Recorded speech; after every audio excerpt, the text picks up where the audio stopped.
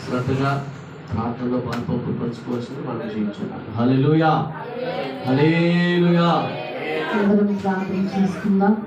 స్తోత్రములు స్తోత్రములు స్తోత్రములు స్తోత్రములు స్తోత్రాలు ఏకీభవిద్దాం. స్తోత్రములు స్తోత్రములు స్తోత్రములు స్తోత్రములు స్తోత్రములు స్తోత్రములు స్తోత్రములు పరిశుద్ధ మహాగంధ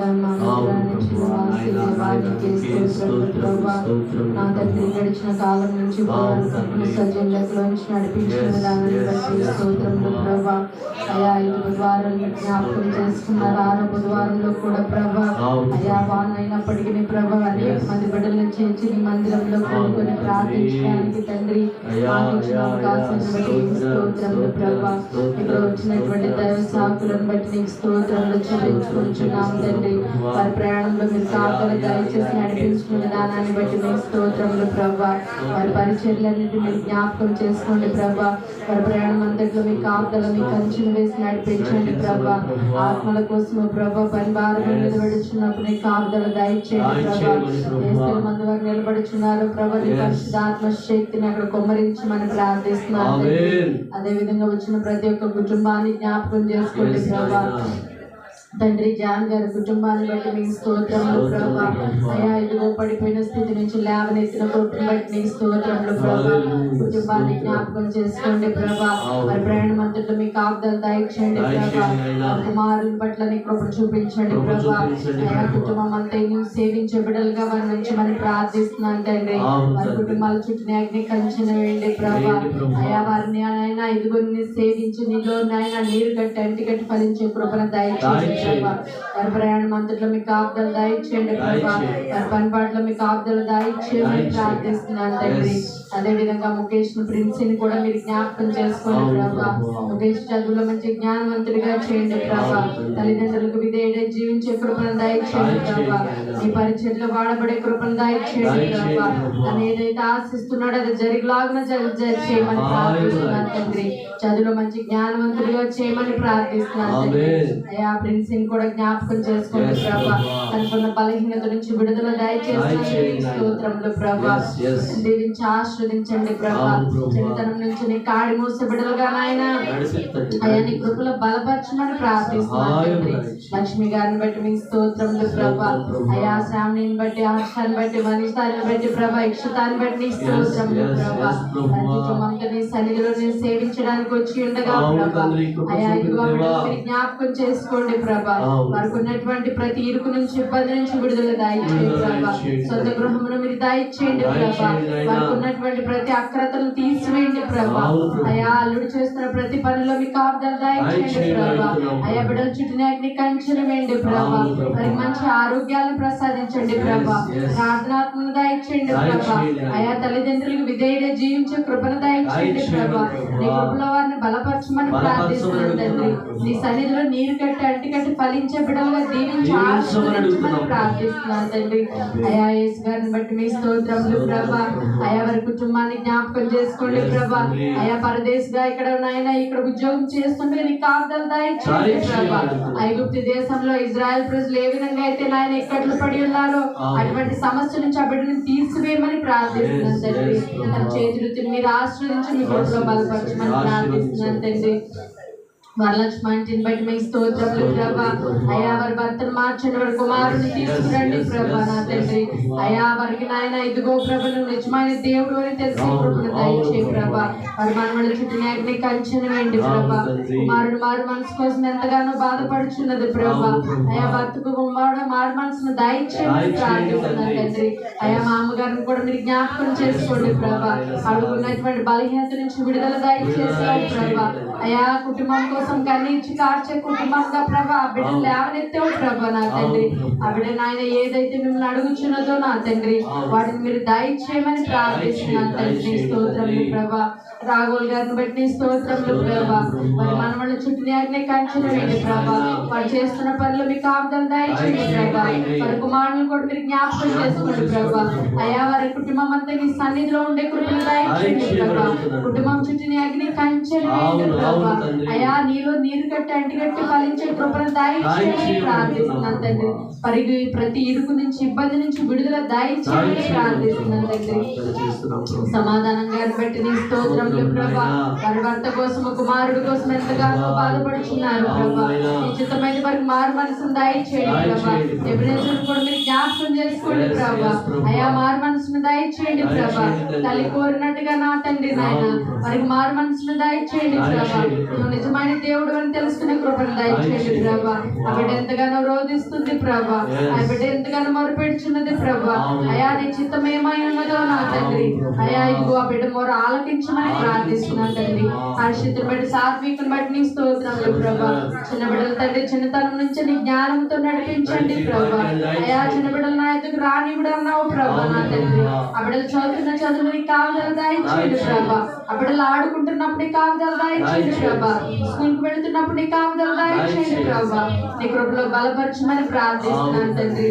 అదే విధంగా నాకు మంచి ఆరోగ్యాన్ని దయచేయండి ప్రభా. నాకున్నటువంటి బలహీనత నుంచి విడుదల దయచేయమని ప్రభా. నీ కృపలో బలపరచమని ఇచ్చినటువంటి సమయాన్ని బట్టి నీ స్తోత్రం నుంచి నిలుచుకుంటూ నజరేయుడైన యేసు పవిత్రమైన నామమున అడిగి ప్రతిలాడి వేడుకొని ప్రార్థిస్తున్నాను తండ్రి. ప్రార్థన విన్న దేవునికి కృతజ్ఞతాస్తుతులు చెల్లిద్దాం. స్తోత్ర స్తోత్ర మహాపరిశుద్ధుడా, ప్రేమ కలిగినటువంటి తండ్రి, ఘనమైన దేవానికి స్తుతులు. వచ్చినటువంటి సేవకులందరిని బట్టి, సేవకురాలను బట్టి ప్రభువా, అయా ఎస్తేరమ్మ గారిని బట్టి, వారి పరిచర్యను బట్టి తండ్రి, అదే రీతిగా ప్రకాష్ గారిని బట్టి ప్రభువా, వారి పరిచర్యను బట్టి ఆయన, అదేవిధంగా జాన్ పాస్టర్ గారిని బట్టి ప్రభువా, వారి పరిచర్యను బట్టి ఆయన, జాషువా డానియల్ గారిని బట్టి ప్రభువా, వారి పరిచర్యను బట్టి తండ్రి, మా మధ్యలో ఉన్నటువంటి సేవకులను సేవకులను బట్టి ప్రభువా మేము ప్రార్థన చేస్తున్నాం. మీరందరూ కలిసి నాయన గత 6 వారములుగా నాయన నీ సన్నిధిలో మోకరించి కన్నీరు కాచి మీ మందిర పని నిమిత్తమై ప్రభువా, మీ యొక్క నశించిపోతున్న ఆత్మలు మీకు అప్పగించేటటువంటి పనిలో ప్రభువా మేమందరము విజ్ఞాపన చేయించున్నాం ప్రభువా. మా మొరాలకిస్తున్నటువంటి తండ్రి నీకే స్తోత్రం ప్రభువా. అయా ఏ అపాయంలో ఆటంకములు ఏది దరిచేరకుండా ప్రభువా, వాతావరణం అనుకూలించకపోయినను ప్రభువా, ఈ బిడ్డలందరినీ నడిపించినందుకు మీకే వేలాది స్తోత్రములు చెల్లిస్తున్నాను. అయినా సహాయం దయచేయండి అయా. నా దోషి ప్రతిపారైనటువంటి మేమందరం కలిసి మీ సన్నిధిలో మోకరిల్లి ప్రార్థన చేయించుండగా ప్రభువా, ఎరుకో గోడలు పగిలిపోయినట్టుగా ప్రభువా, మేము అడిగే ప్రతి ఒక్క ఈవును ప్రభువా మాకు దయచేస్తారంట ప్రార్థన చేయించున్నాం ప్రభువా. కృప చూపిన తండ్రి నీకే స్తోత్రాలు ప్రభువా. ఇప్పటి వరకు నాయన బిడ్డలందరూ చేసిన ప్రార్థన మీరు విన్నారు తండ్రి. ఇవి విశ్వాసంతో ప్రభువా, మీ యందు నమ్మకంతో నాయన మేము చేసినటువంటి ప్రతి ప్రార్థన ప్రభువా మీకు మహిమకరంగా, అయా మీకు జయకరంగా ప్రభువా మేము మీకు అప్పగించామని నమ్మకంతో విశ్వాసంతో ప్రార్థన చేసినాం తండ్రి. మా ప్రార్థన ఆలకించమని అడుగుతున్నాం ప్రభువా. అయా మా మధ్యలోకి వచ్చినటువంటి విశ్వాసులను బట్టి ప్రభువా నీకే స్తోత్రం. అందరూ కలిసి నాయన మీ సన్నిధిలో ప్రభు ఇప్పటివరకు ప్రార్థన చేసి ఉన్నాం ప్రభువా. ప్రతి ప్రార్థనకు జవాబు దయచేయగలిగిన వాడు నీవే తండ్రి. మేమందరము కూడా అయా మీ జవాబును పొందుకుందుము గాక ప్రభువా. మా కుటుంబాలన్నీ అభివృద్ధి చెందుదురు గాక ప్రభువా. మేము కనుక్కున్న ప్రతిదీ కూడా మీరు ప్రసాదిస్తున్నారు గాక ప్రభువా. మీ కృప చూపిస్తున్న తండ్రి నీకే స్తోత్రం నాయన. అయ్యా ఈ యొక్క మంచి సమయంలో ప్రభు దాని సేవకు నిలబెట్టి తండ్రి అతని నోటిని మీ బోరగా వాడుకునే ప్రభువా మాకు కావలసినటువంటి ఆ చిన్న వర్తమానం అందించి ప్రభువా మేమందరం తృప్తిపడేలాగా సహాయం దయచేయండి ప్రభువా. ప్రార్థన చేయించున్నాను తండ్రి. కృప చూపించండి, కనికరించండి. దయగల దేవా నీకే స్తుతులు స్తోత్రములు చెల్లించుకొనుచు నజరేయుడైన యేసు నామములో అడిగి వేడుకొని ప్రార్థన చేయించున్నాం పరమ తండ్రి. ఆమేన్.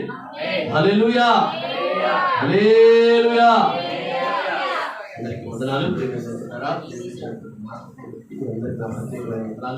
అందరూ కూడా వద్దాం అనుకుంటే వాళ్ళు ఫోన్లు చేశారు. ఏం చేద్దాం, మనం ఏం చేయలేము కదా. కాబట్టి దేవుడి చిత్తం అందరూ మళ్ళీ మనం వారం ఉంది కాబట్టి దేవుడు మనం అందరూ కూడా కలుసుకునేలాగా,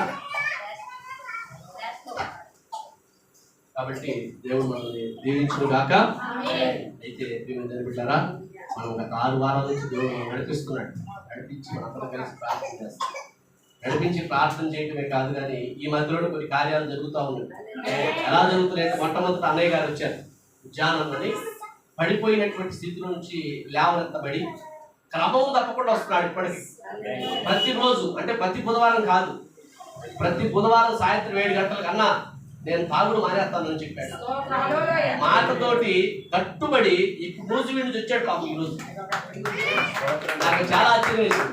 నూజివీడులో ఉన్నావు కదా, వాతావరణం బాగాలేదు కదా సార్, ఈ రోజు వస్తే రా, లేకపోతే లేదు, నీ ఇష్టం, కంగారు పడదు, నీ గురించి ప్రార్థన చేస్తామని. ఆయన అన్నా నేను ఇలా పాట పాడాలి, దేవుని సన్నిధిలో పుస్తకాలు కూడా తీసుకుని వచ్చి పాట పాడతాను. అలాంటి గొప్ప దేవుడు మనకి.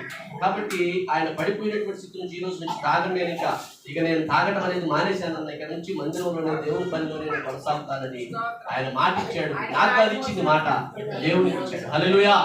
కాబట్టి దేవుడు వారిని వారి కుటుంబాన్ని దీవించును గాక. రెండవ సాక్ష్యం వచ్చేసి, ఇటు దారిలో పోతుంటే మన ఊర్లో ఉన్నటువంటి జైపాల్ గారు ఏం జరుగుతుంది ఇక్కడ అని చెప్పి అన్నాడు. అంటే ఇక్కడ 7 వారాల విజ్ఞాపన ప్రార్థన పెట్టాడు, మా కుటుంబం గురించి కూడా విజ్ఞాపన చేయండి సార్ అని చెప్పి వెళ్ళిపోయి చెప్పకుండా ఆయన ఏం చేశాడు, టిఫిన్లు అన్ని తీసి పంపించాడు. పోయిన వారు నేనేం అడగల టిఫిన్లు పంపించమని కానీ ఏది కానీ అడగల. ఆయనే మా కుటుంబం గురించి కూడా ప్రార్థన చేయండి, మా బిడ్డల గురించి ప్రార్థన చేయండి సార్ అని చెప్పి ఆయన సాయంకాలం పోయిన వారు టిఫిన్లు తీసుకొచ్చాడు. కనీసం అందరికి సమృద్ధిగా కలగజేశాడు దేవుడు. హల్లెలూయా. మూడో విషయంగా, నేను అమ్మగారికి బాగా జ్వరం వచ్చి అసలుకి 102 ఫీవర్. ఏం చేయాలో ప్రభు అని ప్రార్థన చేస్తే బ్లడ్ టెస్ట్ కూడా చేశాను నేనే, టైఫాయిడ్ అని తెలియదు. అయినా కానీ ఆ మాత్రలు వేసుకొని దేవుని సన్నిధికి వచ్చి అలా ప్రార్థన చేయాలి, పాటలు పాడాలని వచ్చి నిలబెట్టాడు. గొప్ప విషయం, మెరాకిల్స్ అని. కానీ ఆయన చేసే కార్యాలు చిన్న అయినా మన కంటికి కనపడదు. ఏముందిలే మనమేగా చేసేది. ఇంకో గొప్ప విషయం చెప్పనా, అన్నయ్య గారు రాఘవల్ అన్నగారు మా మధ్యలో ఉన్నాడు చూడండి. ఆయన మొన్న 3 రోజుల క్రితం చెప్పాడు నాకు, అన్నా మీరు ప్రతిరోజు డ్రింక్ పోతున్నారు కదా, నేను మటుకి ఆ 2 డ్రింకులు ఎన్న అయితే నేనే తీసుకొచ్చిస్తానన్నా. ఈరోజు తీసుకొచ్చాను. దేవుడి కార్యాలు ఇవన్నీ. కలగనటువంటి మనుషుల యొక్క మనసులు కూడా కరిగించేటటువంటి దేవుడు. కరుడు కట్టిపోయినటువంటి హృదయాలను కూడా ఆయన ఏం చేస్తాడు, మార్చగలిగినటువంటి దేవుడు. నశించిపోతున్న ఆత్మల కొరకు ప్రాధాన్యపడుతున్నటువంటి బిడ్డల ఎడల ఆయన కృప చూపి అనేక మందిని ఆయన సన్నిధికి నడిపించాలని ఆశపడుతున్నాడు. అట్ల విధంగానే ఇప్పుడు నేను తలపెట్టినటువంటి ఆ మందిర పని దాదాపు 17 లక్షలు అవుతాడు. మొన్న వేసాడు ఎస్టిమేషన్. ఇంజనీర్ గారికి తీపించా, మామూలు టాపింగ్ వేసి అదే చేస్తారని ఇంజనీర్ గారితో మాట్లాడి ప్లాన్ తీపించా. 17 లక్షలు అవుతుంది మీకు ఫస్ట్ ఫ్లోర్ కడతాను కాదు. హల్లెలూయా. నా దగ్గర రూపాయి లేదు, అర్థమైందా?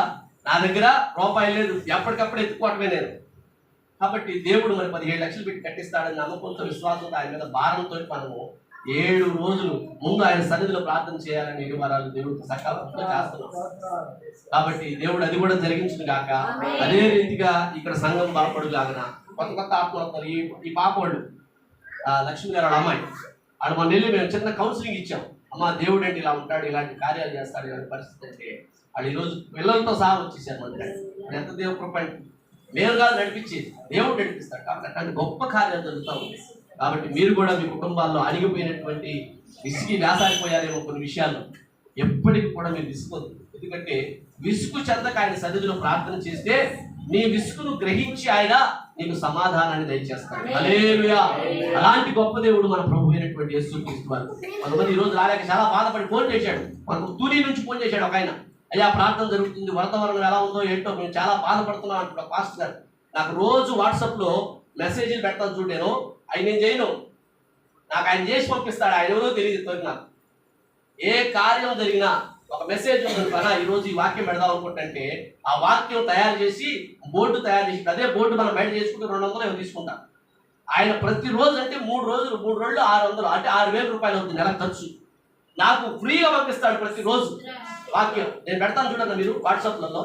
ఆయన చేపించను, నాకు తెలియదు, నేను నాకు ఆయన పంపిస్తాడు ప్రతిరోజు వాక్యాన్ని తయారు చేసి నా ఫోటో పెట్టి వాక్యం రాసి, నేను ఏ కార్యక్రమాలు చర్చిలో చేస్తానో ఆ కార్యక్రమాలన్నిటి గురించి ఆయన వాక్యం రాసి పంపిస్తా ఉంటాడు. ఆ కుమారుడు కన్ను లేదంట ఆయనకి. హల్లెలూయా. తునిలో ఉంటాడంట అతను. నాకు ఇంతవరకు పరిచయం కూడా లేదు, జస్ట్ ఫోన్లో మాట్లాడాను నేను. ఆయన ప్రతిరోజు పంపిస్తాను. నాకు పంపించిన వాళ్ళు నేను మీ అందరికీ షేర్ చేస్తాను. దాదాపు నా ఫోన్లో నేను 800 మందికి రోజు షేర్ చేయాలి. అంటే 800 మందికి నేను షేర్ చేయాలంటే కనీసం నాకు గంట టైం కావాలి. మరి దేవుని నిమిత్తం గంట సమయాన్ని కేటాయించుకొని 800 మందికి నేను వాట్సాప్ చేయాలి. వాట్సాప్లో 5గురికే చేయాలి. 5గురు చేసుకుంటూ పోతే 800 మందికి ఎంత టైం పట్టుద్ది ఆలోచించాడు. ప్రియమిత్రుడుగా దేవుడి పని అంత ఘనంగా చేస్తున్నాం మేము. నా కోసం కాదు, దేవుని కోసం ఆత్మ రక్షించబడాలి. ఈరోజు నేను నా యొక్క ఫేస్బుక్ కానీ వాట్సాప్ చూస్తే 3 లక్షల మంది ఉన్నారు నాకు. హల్లెలూయా. నా గొప్పతనం కాదు, 3 లక్షల మంది ఫాలోవర్స్ ప్రతిరోజు చూస్తూ ఉంటారు దేవుని వాక్యాన్ని. ఒక రోజు పెట్టకపోతే ఎవడే ఫోన్ చేస్తారు నాకు, ఏమంటే అయ్యారు ఈరోజు వాక్యం పెట్టలేదు ఏంటి మాకు అంటారు. అంటే గొప్ప దేవుడు ఆయన ఆ విధంగా వాడుకుంటున్నాడు. కాబట్టి మీరు అందరూ ప్రేమ చెప్పారా, దేవుడు ఎప్పుడు కూడా మనం నచ్చేవాడు కాదు. ఆయన పేరు మీద గ్లాస్ మంచినీళ్ళు ఇచ్చినా ఆయన మరవనటువంటి దేవుడు, ఆయన సమస్తము నీకు సమృద్ధి కాగజేసే దేవుడు, మనం ఆరాధించే మన ప్రభు అయినటువంటి యేసుక్రీస్తు వారు. ఇలాంటి గొప్ప కార్యాలు జరుగుతున్నాయి. కాబట్టి మీరు కూడా ప్రార్థించండి. మీ కుటుంబాల్లో ఏదో 7వ బుధవారంతో అయిపోతుందిలే, ఇక మనం ఎవరి దారి వారికి అనుకోవద్దు. ఈ జీసస్ పవర్ మినిస్ట్రీ ఈ ప్రాంతంలో ఉన్నంత ప్రాంతము మీరు అందరూ కూడా ప్రార్థన చేయండి. ఇంకా అభివృద్ధి చెందాలి, ఇంకా అనేక మంది నడిపించాలి. ఈ ఊళ్ళో కూడా గొప్ప మందిరం కట్టాలని ఆశగా ఉంది. మరి దేవుడి సంకల్పం అంత కాదు, దేవుడి చిత్తమైతే మనం కడదాం. ముందు అక్కడ మందిరం కడదాం, అందరం వెళ్ళి ఆ మందిరంలో ప్రార్థన చేద్దాం. అందరం కూడా ఆ సన్నిధి ఆయన సాహసాన్ని ఆనందంతో గడుపుతాం. హల్లెలూయా. జాషువా పాస్టర్ గారు వచ్చారు, వాళ్ళు వాక్యం అందిస్తారు. మనందరం కూడా 8:30 అయింది, మీకు 8:45 కల్లా మేము వాక్యం అయిపోతాం, మనందరం ఇంటికి వెళ్ళిపోతాం. ఓకేనా?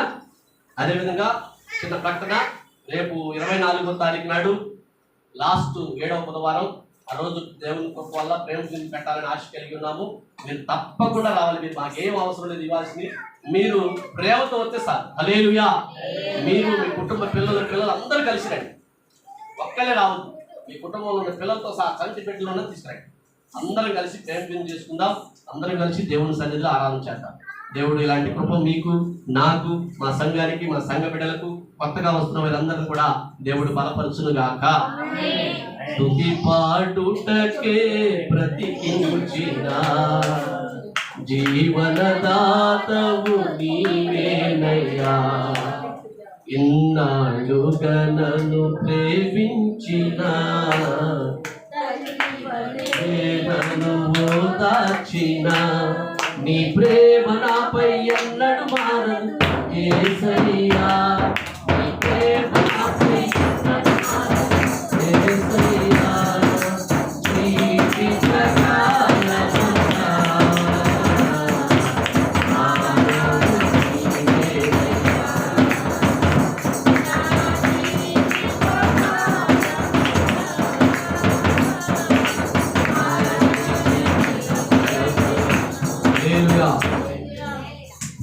దేవునామకు స్తోత్రాలు.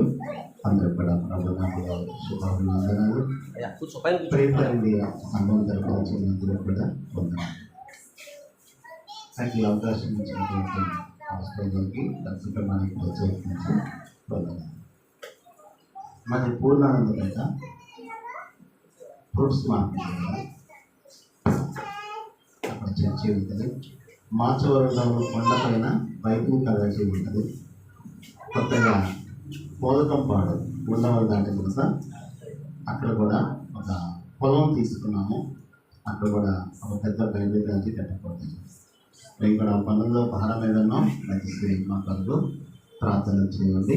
దయచేసి 5 కోట్ల రూపాయలు వస్తుంది బైబిల్. దేవుని స్తోత్రం. హల్లెలూయా. కొండ మీద కట్టబడింది, 1 కోటి రూపాయలతో కట్టాము. దేవుడి తల్లి అబ్బా ఏం లేదు, పైన ఉన్న అబ్బా తండ్రి అన్నీ చూసుకుంటారు. కాబట్టి ముదిరాజుపాలెము ఆటో నగరు, ఇక్కడ కూడా దేవుడు అటువంటి కార్యం తప్పకుండా చేస్తారు. దేవుని స్తోత్రం. హల్లెలూయా. మీరందరూ వాక్యం మిగిలినది కాబట్టి మీకు వాక్యం చెప్పడం కంటే కొన్ని విషయాలు చెప్పడం గట్టిగా అవుతుంది.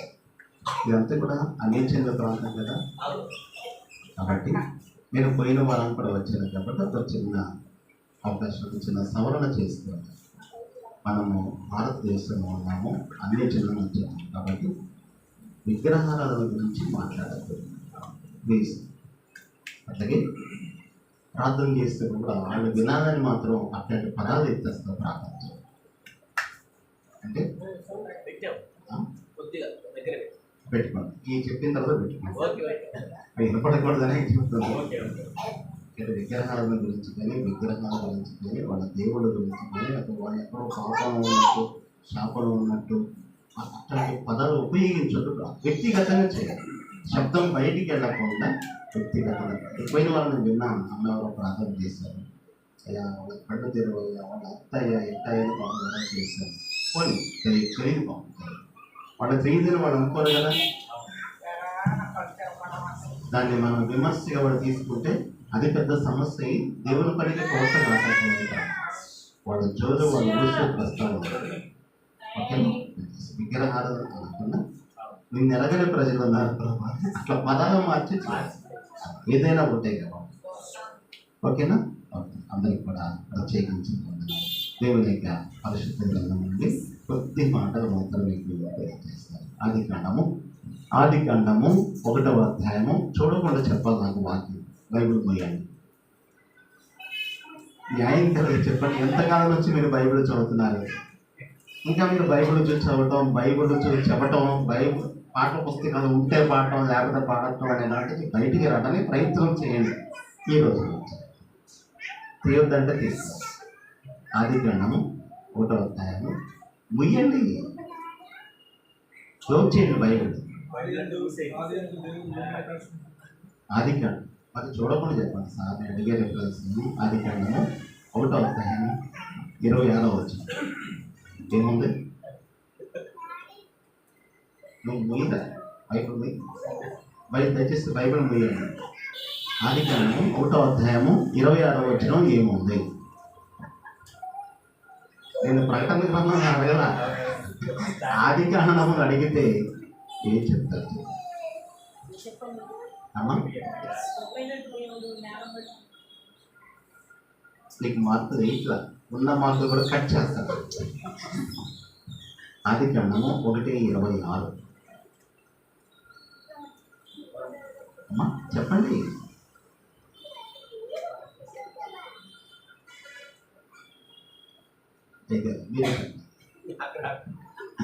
డ్యూటీ చేసే వ్యక్తి కంటే పాప ఆయన అడగకూడదు. ఆది కాండము అదే తీసుకున్నాను. ఆది కాండము 1వ అధ్యాయము 26వ వచనం. దేవుడు మన స్వరూపమందు, అదేనా కరెక్ట్ చెప్పండి. దేవుడు మన స్వరూపమందు మన పోలిక చొప్పున నరులను చేయడము, వారు సముద్రపు చేపలను, ఆకాశ పక్షులను, జంతువులను, భూమి మీద ప్రతి జీవిని ఏలుగురు కాక. ఇంకా టైం లేదు కాబట్టి మొట్టమొదటి ఇప్పుడు దేవుడు మన స్వరూపమందు మన పోలిక చొప్పున నరులను చేశాడా లేదా? చేసిన తర్వాత ఎట్లా ఉన్నారు వాళ్ళు? దేవుడు లాగానే ఉన్నారు. దేవుడికి ఆదాముకి తేడా లేదు. ఎందుకని? తన స్వరూపము తన పోలిక చొప్పున చేశాడు. మరి ఏమైన తర్వాత తినవద్దని ఆజ్ఞాపించిన వృక్షఫలమును తినడం వల్ల ఇంతవరకు మనకు బాగా తెలుస్తుంది కదా. కాబట్టి ఇప్పుడు ఏమైనా తినగలనే? ఇంకా ఇప్పుడు చెప్పిన పాయింట్లో నుంచి చెప్పండి. దేవుడు తన స్వరూపమందు తన పోలిక చొప్పున చేసుకున్నాడు. ఇప్పుడు పండు తినగల ఏమైంది? స్వరూపము పోయింది, పోలిక కూడా పోయింది. ఇప్పుడు అది రావాలంటే ఏంటి? దానికోసమే ఇప్పుడు అది రావాలి. పోయిన సంగతి తెలుసు మనందరికి కూడా, కానీ ఇప్పుడు రావాలంటే ఎట్లా మరి? అందుకే అపోస్తుడైన పౌలు చెప్పే మాట చూడకుండా చెప్పాలి. అపోస్తుడైన పౌలు రోమిలికి రాసిన పత్రిక 8వ అధ్యాయము 29వ వచనం చెప్పండి.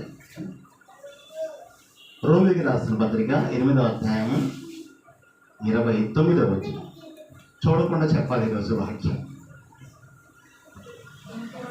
అమ్మా ఏంట్రా ఇది? రోజు చదువుకునే వాక్యం మన దగ్గర సంవత్సరాల తరబడి ఉంటుంది. చదువుకునే పిల్లలు ఇంత పుస్తకాలు చదువుతున్నారు. సంవత్సరాలు గుర్తు పెట్టుకొని రాస్తారు. మన పట్టు మనకు 100 వాక్యాలు చెప్పలేమా? 100 పాటలు పాడలేమా? 20 ఏళ్ళ నుంచి 30 ఏళ్ళ నుంచి వీళ్ళు చూడకుండా పాడాలి, చూడకుండా చెప్పాలి. రేపు బైబిల్ బ్యాన్ చేశారనుకోండి ఇండియాలో, అప్పుడు ఏం చేస్తాం? వాక్యం అంతా కూడా హృదయములో, మీ వాక్యము మీ హృదయములో ఎట్లా ఉండాలంట? సమృద్ధిగా ఉండాలి. కాబట్టి రోమిలికి రాసిన పత్రిక 8వ అధ్యాయము 29వ వచనము, ఎందుకనగా తన కుమారుడు, చెప్పండి మరి నువ్వు ఇచ్చేగా, ఎందుకనగా తన కుమారుడు అనేక సహోదరులు జ్యేష్ఠుడు ఎదురట్లు దేవుడు ఎవరిని ముందుగా ఎరిగినో వారు తన కుమారునితో స్వారూప్యము గలవారగుటకు దేవుడు వారిని ముందుగా నిర్ణయించాడు. ఎవరిని నిర్ణయించనో వారిని పిలిచను, ఎవరిని పిలిచనో వారిని నీతిమంతులుగా తీర్చను, ఎవరు నీతిమంతులుగా తీర్చనో వారిని చివరిదాన చెప్పండి మహిమ పరచును. గట్టిస్తుంది. హల్లెలూయా. కాబట్టి పోగొట్టుకున్నటువంటి ఆ దేవుని యొక్క చెప్పండి స్వరూపము మళ్ళా రావాలంటే ఏం కావాలి చెప్పండి? దేవుడు తన స్వరూపాన్ని పోగొట్టుకొని మనిషి అయితే గాని మళ్ళా పోగొట్టుకున్న స్వరూపము తిరిగి మళ్ళా మనకి ఇవ్వటం కొరకే యేసు ప్రభు వచ్చాడని అపోస్తలుడైన పౌలు రోమికి రాసిన పత్రికలో చెప్తున్నా. అంటే మరి దేవుని యొక్క పోలిక ఎట్లా వస్తుంది?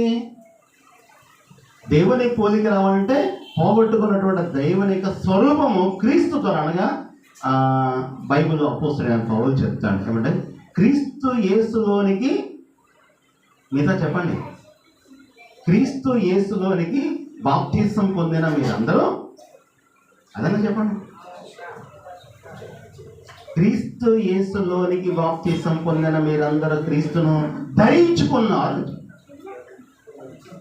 తులసి రాసిన పత్రికలో ఉన్నది రెఫరెన్స్ చెప్పండి, మీరు ఇంటికి వెళ్ళి చదువుకోండి.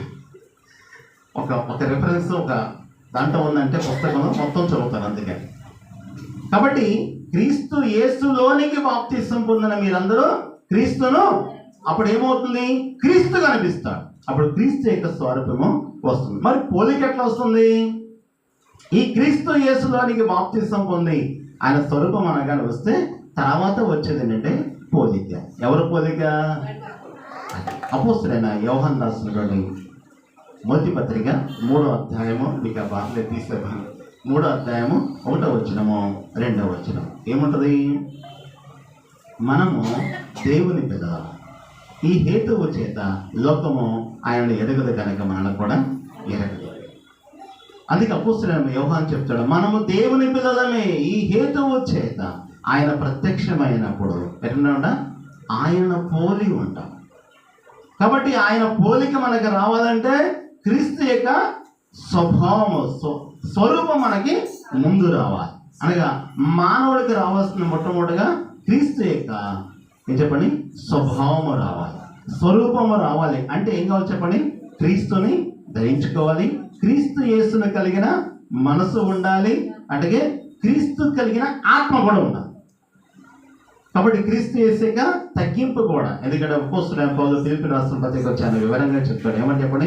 క్రీస్తు యేసుని కలిగిన ఈ మనసు మీరును కలిగినది, ఆయన దేవుని కుమారుడై ఉండి దేవునితో కూడా సమానముగా ఉండటం విడిచిపెట్టకూడన భాగ్యం అని ఎంచుకోలేదు, కానీ మనుషుల పోలిగా పుట్టి దాసుని స్వరూపము ధరించి తను తాను యేసు క్రీస్తు లాగా మనం ఉండటానికి ప్రయత్నం చేస్తే క్రీస్తు యొక్క స్వరూపం వస్తుంది. ఇంకా ఇంకొక అడుగుగానే ఎదిగామంటే దేవుని పోలి. కాబట్టి పరలోకంలో ఆడవాళ్ళు ఉంటారా మగవాళ్ళు ఉంటారా? అమ్మా అయ్యా చెప్పండి. ఆడవాళ్ళు ఉండరు అక్కడ. పరలోకంలో ఆడవాళ్ళు ఉండరు, మగవాళ్ళు ఉండరు. చెప్పండి ఏమంటారు? చెప్పరేంటమ్మా? పరలోకంలో ఆడ మగ ఉండరు. మరి ఎవరుంటారు చెప్పండి అమ్మా? క్రీస్తును పోలి ఉంటాము, దేవదూతలను పోలి ఉంటాము, దేవుడిని పోలి ఉంటాం. ఇంకా ఆడెక్కడదే మగెక్కడదే. పరలోకంలో ఆడవాళ్ళు మగవాళ్ళు ఉండరు. ఉన్నట్టు బైబిల్ ఎక్కడికి వచ్చింది. ఆడ మగ భూలోకంతో అవసరం, కానీ పరలోకంతో ప్రభు చెప్పాడు అక్కడ పెండ్లికి ఇయ్యరు అంటే అర్థం ఏంటి? నన్ను పోలి ఉంటారు, నా స్వరూపము నా పోలిక తిరిగి మళ్ళీ మీకు నేను ఇవ్వటం కొరకే దేవుడు దైవలోకం నుంచి భూలోకానికి తిరిగి వచ్చాడు. అందుకనే అపోస్తలుడైన యోహాను రాసినటువంటి సువార్త 10వ అధ్యాయం 34 ఏమంటుందంటే ప్రభువు యేసుక్రీస్తు వారు చెప్తాడు ఏమంటే, లేఖనము నిరర్థకము కానేదు కదా, దేవుని వాక్యము ఎవరికి వచ్చునో, నేను 30 చెప్పినా కూడా మిగతా పావులను మీరు చెప్పాలి. అది కరెక్ట్ ఉంటుందంటే అయ్యగారు మాట చదువు. యోహాను రాసిన సువార్త 10వ అధ్యాయం 34, మీరు దైవములని అందుకు యేసు అద్భుతం. బైబిల్లో కీర్తన గ్రంథంలో ఉంది ఇదే పదము ప్రవచనము. క్రొత్త నిబంధనలో యేసు ప్రభు స్వయాన తన నోటితో చెప్పి ఏమన్నాడు? మీరు ఎవరు అంటే మనం ఆయన స్వరూపము, ఆయన పోలిక మనకు ఉంటే కదా దైవాలము. అది యేసు ప్రభు చెప్తున్నాడు స్వయనమని, మీరు దైవములని నేనంటేనని మీ ధర్మశాస్త్రములో వ్రాయబడలేదా? లేఖనము నిరర్థకము కానిది కదా. దేవుని వాక్యము ఎవరికి వచ్చునో వారే దైవాలు. కాబట్టి దైవంగా మనం మారాలంటే ఏం కావాలి చెప్పండి? దేవుని వాక్యం మనకు వచ్చి ఉండాలి, అది మన హృదయాల్లో సమృద్ధిగా ఉండాలి. మనం కూడా ఏం కావాలి చెప్పండి? వాక్యముగా మారాలి. దైవజనుడు భక్త సింగ్ గారు ఆయన 102 ఎప్పుడు వాక్యం తప్ప రెండో మాట మాట్లాడారు. ఎందుకంటే నాకు 50 ఏళ్ల నుంచి నేను భక్త సింగ్ గారిని చూశాను. అంటే నాకు చిన్నప్పటి నుంచి ఇక్కడ భక్త సింగ్ గారు చూస్తూ వచ్చాను.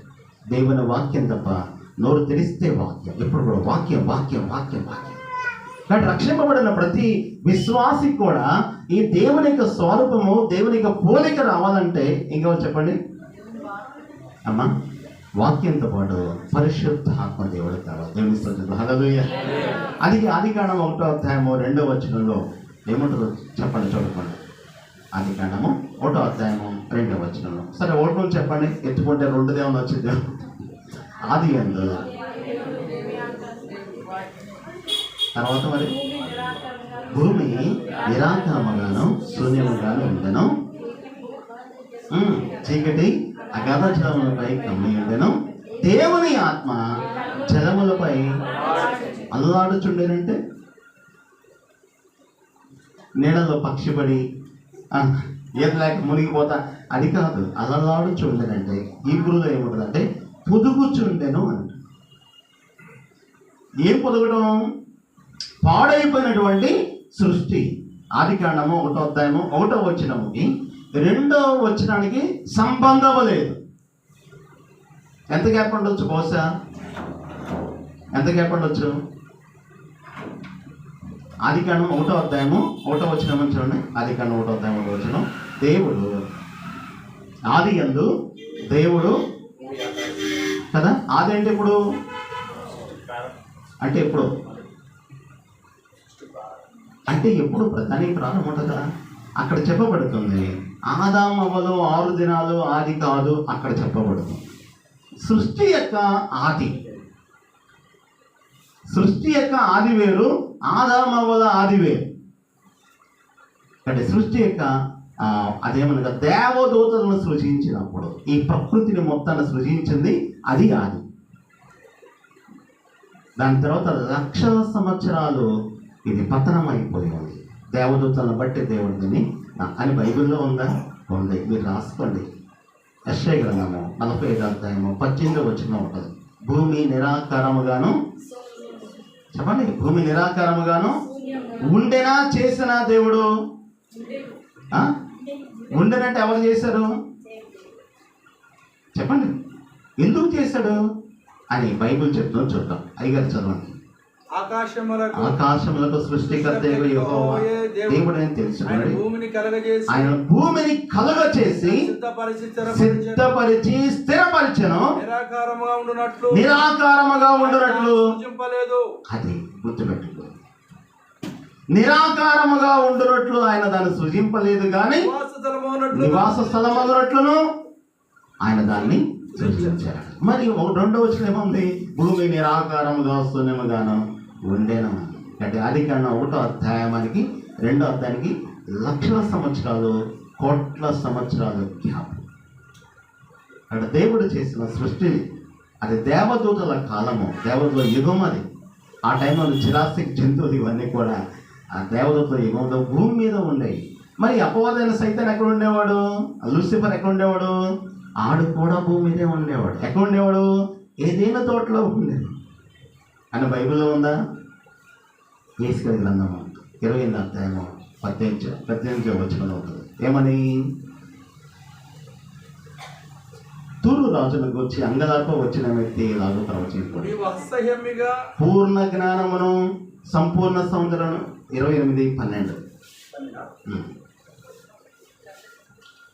నరపుత్రుడా, తూరు రాజును గురించి అంగలార్ప వచ్చిన వ్యక్తి ఇలాగ ప్రవచింపుము. పూర్ణ జ్ఞానమును సంపూర్ణ సౌందర్యమును కట్టడమునకు నీవు మాదిరివి. దేవుని తోట. అది ఏ తోట? దేవుని తోటయగు ఏదెనులో నీ ఉంటివి. ఎవరో? లూసిఫర్. ఆదామవ్వల కంటే ముందు అదే భూమి మీద లూసిఫర్ ఉండేవాడు.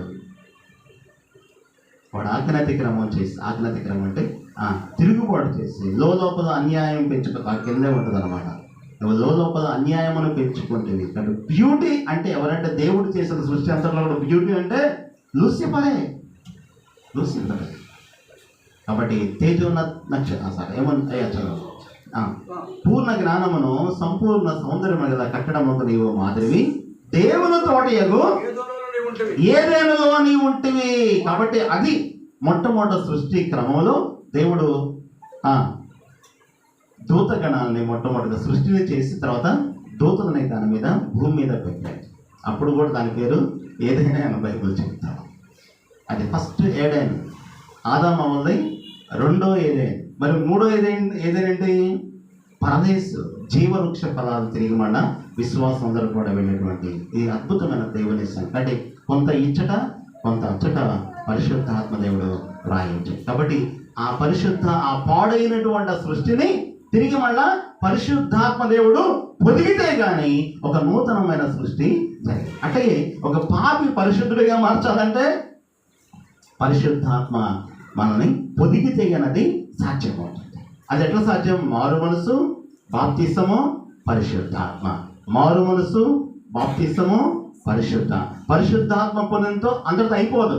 పరిశుద్ధాత్మలో చీలమండల అనుభవం, చెప్పండి, తర్వాత మోకాళ్ళ అనుభవం, తర్వాత మొలలోత అనుభవం, తర్వాత మిక్కిలి లోతైనటువంటి ఈ అనుభవాలు మనం కూడా బాల్యము, యవనము, నడిప్రాయము, ఇది ఫిజికల్గా మన ఆత్మీయ జీవితంలో చీలమండల అనుభవం. పరిశుద్ధాత్మను పొందాలి. చీలమండల అనుభవం, మోకాళ్ళలోత అనుభవం, మొలలోత అనుభవం, మిక్కిలి. అందుకే వారు పరిశుద్ధాత్మతో నిండుకొనడం. పొందటం వేరు, మరి ఏ అనుభవంలో క్రైస్తవులు ఉన్నారు. మరి కొంతమంది మారు మనసు అక్కర్లేదని చెప్తుంటే బైబుల్ అది కూడా చెప్పాడుగా, మారు మనసు అక్కర్లేని 99 మంది నీతిమంతుల కంటే ఒక్క పాపి విషయమై పరలోకంలో గొప్ప సాటి. మారు మనసు అక్కర్లేని భక్తులు చాలా మంది ఉన్నారు. మారు మనసు లేకుండా బైబిల్ పట్టుకొని గుడికి వెళ్ళే విశ్వాసులు ఎంతో అని చెప్పుకునే వాళ్ళు ఎంతో, వాళ్ళు మారు మనసు పొందరు. తర్వాత కొంతమంది మారు మనసు పొందరు, కొంతమంది బ్యాప్టిజం పొందరు, కొంతమంది మారు మనసు బాప్తిజం పొందే పరిశుద్ధాత్మను పొందరు. కానీ పరలోకం పోవాలంటే పరిశుద్ధాత్మ లేకపోతే అని బైబుల్ చెప్తుంది. ఎందుకంటే ప్రభువు చెప్తాడు, అపోస్తలుడైన పౌలు రోమీ రాసిన పత్రిక 8వ అధ్యాయం 9, 10, 11 వచనంలో, ఎవడైనా క్రీస్తు ఆత్మ లేనివాడైతే అంటే నాకు అతనికి ఇస్తాం. ఆ ఆత్మ ఉంటే కానీ 11వ వచనం చెప్తామన్నమాట. అయ్యా 11వ వచనం చదవండి. 8 మృతుల్లో నుండి లేపిన వాడిని ఆత్మ మీలో నివసించిన యెడల. మీరు ఇంటికి ఈ మాట 100 సార్లు చదవండి. మృతుల్లో నుండి యేసు లేచాడా? ఎవరైనా లేపారా యేసుని అని బైబిల్ చెప్పట్లా, మీరు చెప్తున్నారు. మన ఇంటికి చదువుకోండి. అక్కడ చూడండి, అయ్యా చదవండి. మృతుల్లో నుండి యేసు లేచడం లేదు, యేసును లేపిన వారి ఆత్మ మీలో నివసించుచున్న యెడల. మృతుల్లో నుండి క్రీస్తు యేసును లేపిన వాడు చావులకు లోనైన మీ శరీరము కూడా మీలో నివసించుచున్న తన ఆత్మ ద్వారా. ఆ ఆత్మ యేసును లేపిన ఆత్మ. యేసు లేవదా? యేసుని దేవుని ఆత్మ లేపింది. ఆ ఆత్మే కానీ మీలో లేకపోతే మీరు తిరిగి పునరుద్ధరణలో లేవరని అపోస్తలుడైన పౌలు. నా మాట కాదు, గుడి పేరు ఏదైనా కావచ్చు, మిషన్ పేరు ఏదైనా కావచ్చు, వాటితో సంబంధం ఏది ఇక్కడే ఉంటాయి. ఏది కట్టినా ఇక్కడే ఉండిపోతుంది, ఏది పెట్టినా ఇక్కడ. చివరి బైబుళ్ళు కూడా ఇక్కడే ఉంటాయి, పైకి రావు. కానీ ప్రభు చెప్తున్నాడు, వాక్యానుసారంగా అయితే కానీ పరలోకానికి. అంటే మారు మనసు పొందాలి, బాప్తిసం పొందాలి, పరిశుద్ధాత్మను పొందాలి. పరిశుద్ధాత్మతో నిండుకో. దావీదు అనుభవంలోకి రా, నా గిన్నె నిండి అనే అనుభవంలోకి రా. ఏ అనుభవంలో ఉన్నాం మన ఆత్మీయ జీవితంలో? ఆత్మీయ పరిశీలన చేసుకున్నాం. పరిశుద్ధాత్ముడు మనం పొందుకుంటే ఆ ఆత్మ నిండుకుంటామంటే అప్పుడు క్రీస్తు యొక్క స్వరూప్యం వస్తుంది. తర్వాత దేవుని పోలికలకి మార్చబడుతుంది. అంటే పరలోకంలో చెప్పండి, ఎవరికైనా సరే పరలోకంలో ఆడవాడు ఉంటారు, మగవాడు. పరలోకంలో చెప్పండి, మనము క్రీస్తు పోలిక, క్రీస్తు యొక్క స్వరూప్యము దేవుని పోలికలో ఉంటాం. అటువంటి అనుభవం మనందరూ సాగిపోవటానికి దేవుడు తన మాట దీవించాలి. థాంక్యూ.